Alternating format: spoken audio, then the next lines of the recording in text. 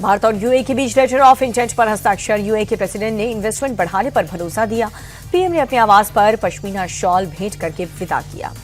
दोनों देश के बीच साइन हुआ डिफेंस एग्रीमेंट। परमाणु क्षेत्र में भी भागीदारी बढ़ाने पर मंजूरी।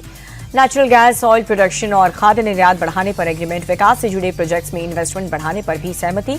दोनों नेताओं के बीच गाजा, यमन और यूक्रेन के मुद्दे पर भी चर्चा।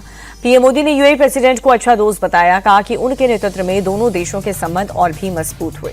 भारत आने पर यूएई के राष्ट्रपति का हुआ ग्रैंड वेलकम। एयरपोर्ट पर प्रोटोकॉल तोड़ करके पीएम मोदी ने स्वागत किया। प्रधानमंत्री आवास तक एक ही गाड़ी में बैठ करके पहुंचे। पोलैंड के डिप्टी पीएम और विदेश मंत्री राजोस्लाव भारत दौरे पर। दिल्ली में एस जयशंकर के साथ प्रतिनिधिमंडल स्तर की वार्ता हुई। कई द्विपक्षीय मुद्दों पर चर्चा हुई। गणतंत्र दिवस परेड के लिए किले में तब्दील राजधानी। चप्पे चप्पे पर फोर्स तैनात। सीसीटीवी से पूरे रूट की मॉनिटरिंग हुई। 10,000 से ज्यादा खास मेहमानों के जुटने की संभावना है।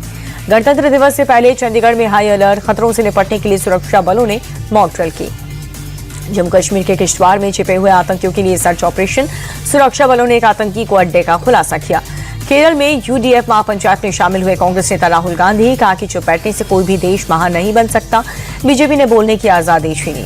राहुल बोले, बीजेपी सरकार ने तानाशाही को मॉडल बनाया। आवाजें दबा करके उद्योगपतियों को सौंपी विरासत। राहुल गांधी का आरएसएस पर भी हमला। बोले कि ये लोग सत्ता को एक शख्स की जागीर बनाने में लगे हैं। जनता का हक मानने की कोशिश कर रहे हैं। पंजाब चुनाव को लेकर के एक्टिव हुए राहुल गांधी 23 जनवरी को पार्टी नेताओं के साथ बैठक करेंगे।